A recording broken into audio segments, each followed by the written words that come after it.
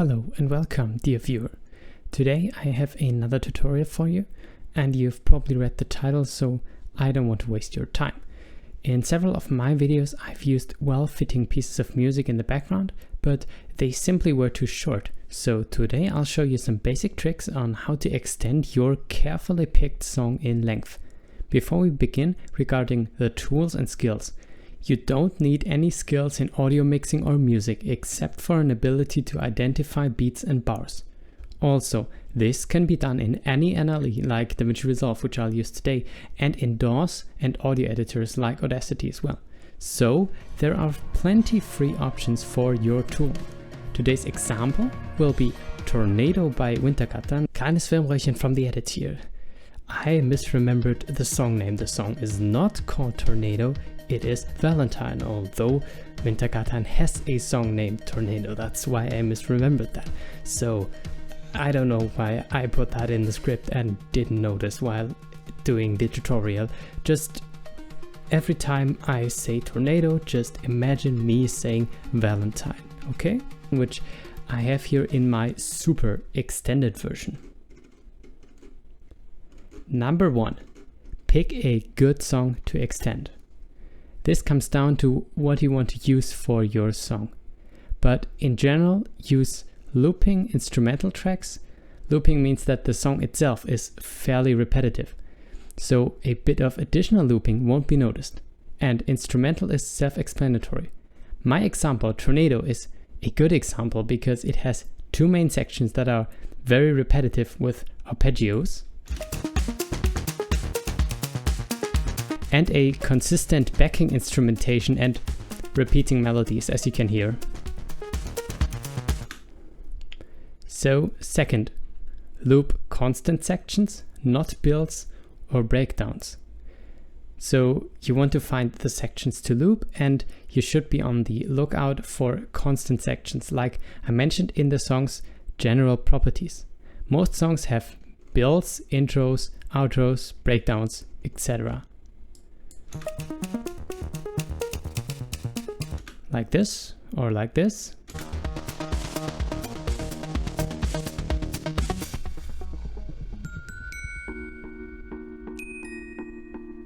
These sections change a lot because they are designed to transition between the other main sections. So stay away from things that already look like they would be changing a lot in volume. Third, loop as long of a section as possible. What you can do is identify a loopable section, like this one, and then just take the entire thing and try to loop it. So in the original song, this is from the end of the intro, which is this section,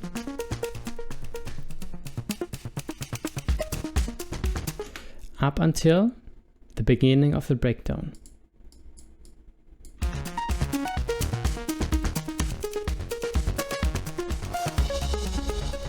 And you can hear the section changes in this place, and as you heard before, there will be a breakdown after that. So you find something to loop, just take the entire thing like this and try to loop it, and if it doesn't work, just loop a smaller bit.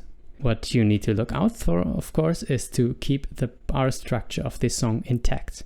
This, first of all, means that you should cut on beat 1. Most songs have 4 beats in a bar, and finding the first beat is pretty simple. So just listen to this.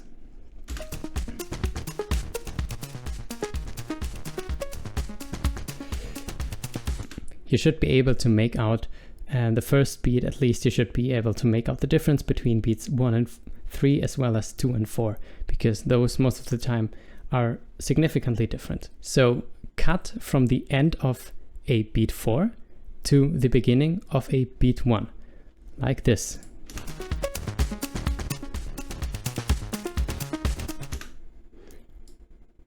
Cut here, for example. This is a beat 4, this is a beat 3, beat 4, and this is a beat 1.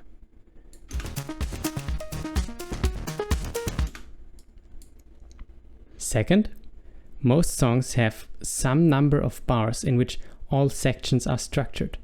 for most songs, and for Tornado here, this is 4 bars, meaning that sections are either 4 bars or 8 bars or 12 bars or 16 bars, etc. long.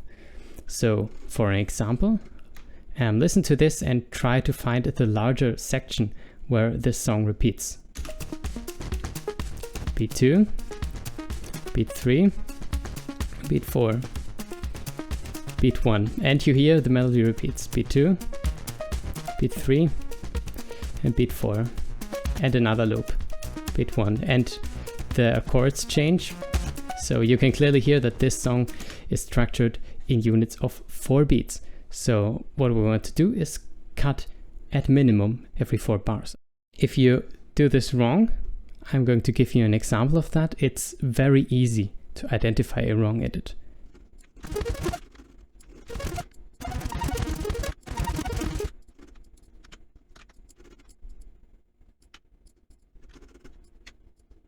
So what I've done here is edit out an entire bar of music, which means that technically still after a beat 4 we have a beat 1, which should be correct, but the bar structure is incorrect.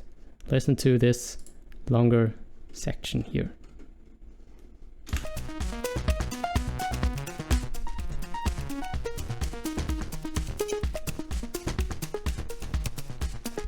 You can clearly hear that this is technically correct. You can hear 1, 2, 3, 4, 1, 2, 3, 4.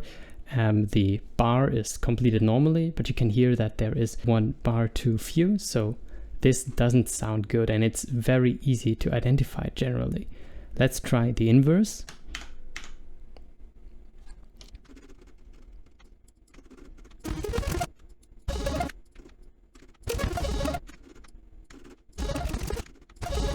So listen to this.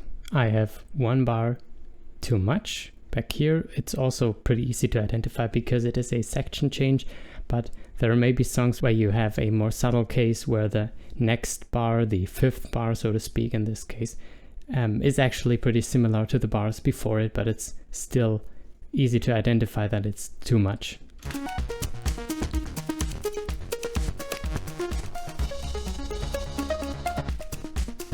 Again, you can hear the bar matches up perfectly. There is no issue with the beat, the tempo at all, the timing of the music, but there is 1 bar too much.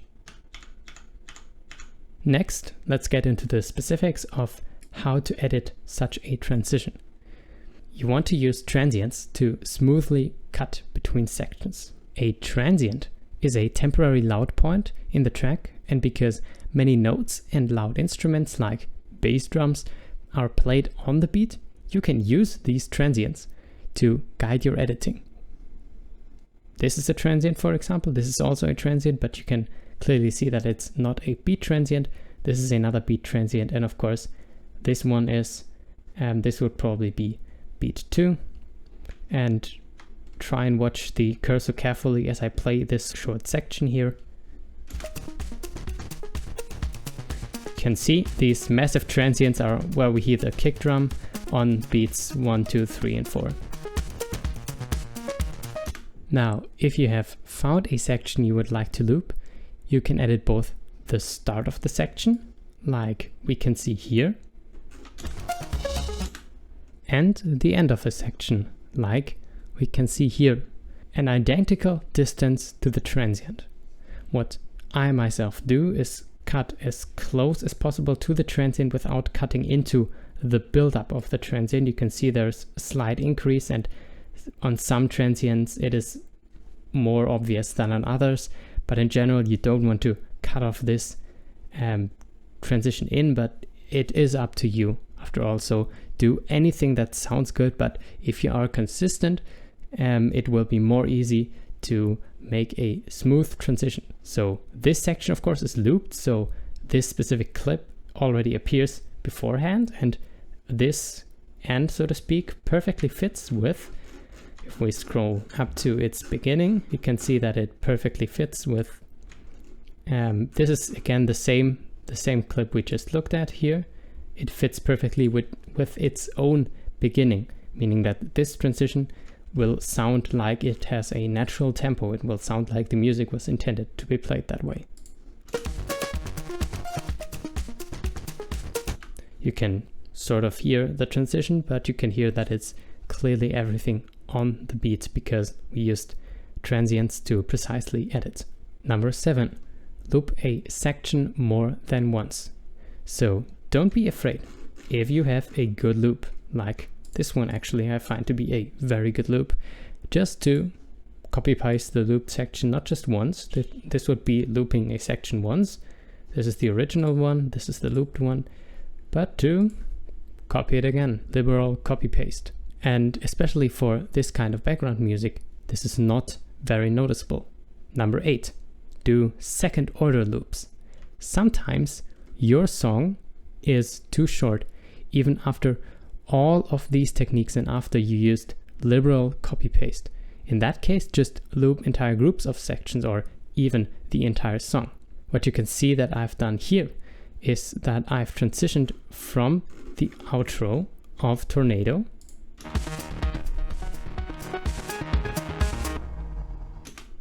directly back into the intro of Tornado.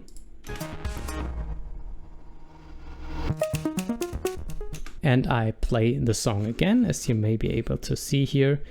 This looks very much the same as in front here because it is the same.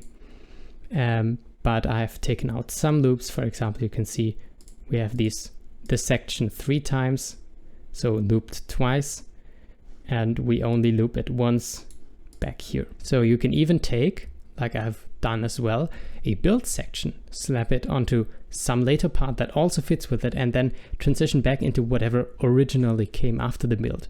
Again, you can be very creative with this, and whatever sounds good is good. So what I've done here is taken this section, which fits with this transition that actually comes after the first main section in the front here, and transitioned into this more quiet breakdown section, and transitioned back out into the later half and then into the outro that happens here. So I've actually used both techniques here to extend the song a lot. Number 9, don't be afraid of fancy techniques. So taking a closer look at this outro to intro transition again, you can clearly see that I needed to do a little bit more than just cut from one part to the next. What I did here was to copy the very last bit of the outro, which is about this part up to the cursor here, or from the cursor to the end, and reverse it, which is what happens here. If you look at the speed change, it sounds like a riser. Then I've crossfaded that into the intro, or rather I have crossfaded the actual outro into this pseudo outro thing with its riser and reversed thing, and then did a clean edit on the beat to this next part. If you actually count the beats here after the music has stopped, you can hear that the beats count on, and this is probably 2 bars of silence, so to speak, until the intro starts again. So again, it's on the beat, which will make it sound more consistent. This is a pretty fancy thing without getting into separating out tracks and doing more complicated stuff, but don't be afraid of this and just do whatever sounds good. And number 10, respect copyright. First of all, I am not a lawyer, I am not your lawyer, this is not legal advice, and I am not responsible if you break the law inspired by this video.